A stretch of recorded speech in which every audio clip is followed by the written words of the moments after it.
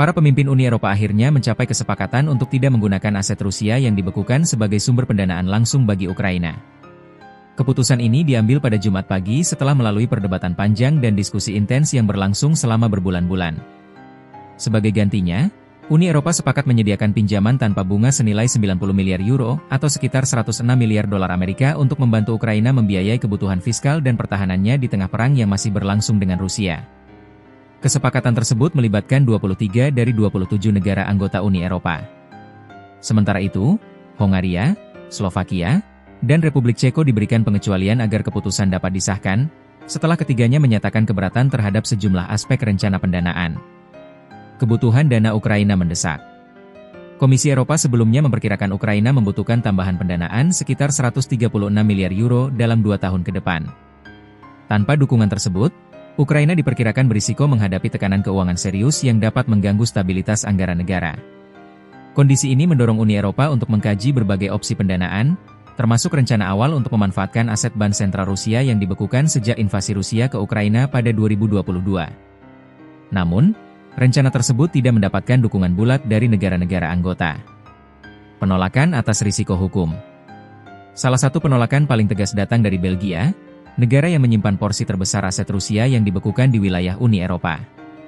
Perdana Menteri Belgia, Bart De Wever, menyatakan bahwa penggunaan aset tersebut tanpa jaminan hukum yang kuat berisiko besar bagi negaranya. Sebagian besar aset Rusia disimpan melalui Euroclear, lembaga clearing keuangan berbasis di Belgia. Pemerintah Belgia memperkirakan bahwa jika Rusia mengajukan gugatan hukum dan menang, Belgia dapat menghadapi tuntutan ganti rugi bernilai miliaran euro.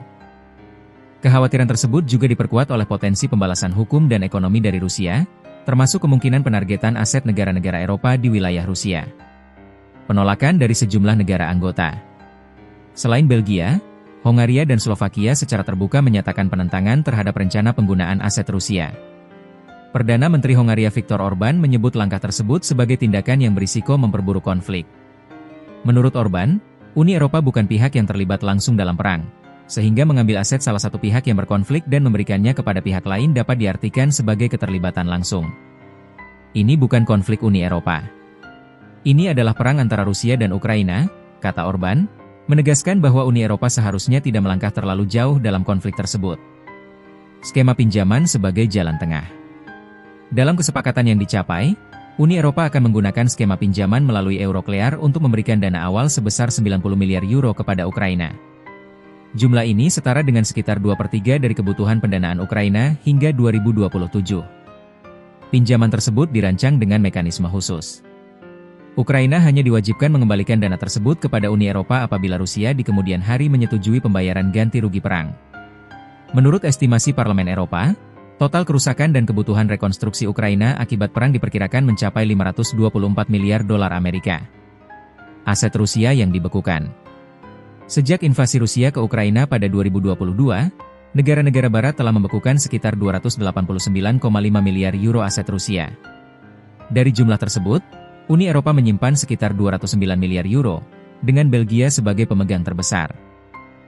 Rincian aset Rusia yang dibekukan di beberapa negara antara lain, Belgia, sekitar 180 miliar euro, Jepang, sekitar 28 miliar euro, Inggris, sekitar 27 miliar euro, Prancis, sekitar 19 miliar euro, Kanada, sekitar 15,1 miliar euro, Luxembourg, sekitar 10 miliar euro, Swiss, sekitar 6,2 miliar euro dan Amerika Serikat, sekitar 4,3 miliar euro.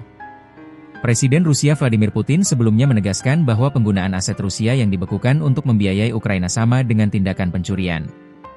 Uni Eropa tak sepenuhnya satu suara.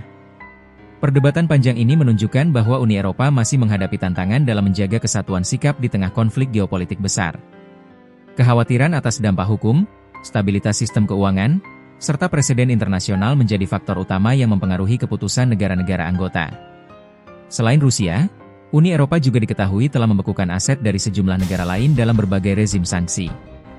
Namun, dalam sebagian besar kasus, pembekuan tersebut menyasar individu atau entitas tertentu, bukan cadangan bank sentral secara keseluruhan. Keputusan Uni Eropa untuk tidak menggunakan aset Rusia yang dibekukan dan memilih skema pinjaman mencerminkan pendekatan hati-hati dan kompromistis. Di satu sisi, Uni Eropa tetap berupaya mendukung Ukraina secara finansial. Di sisi lain, Blok tersebut berusaha menghindari risiko hukum dan politik yang dapat berdampak luas pada sistem keuangan internasional.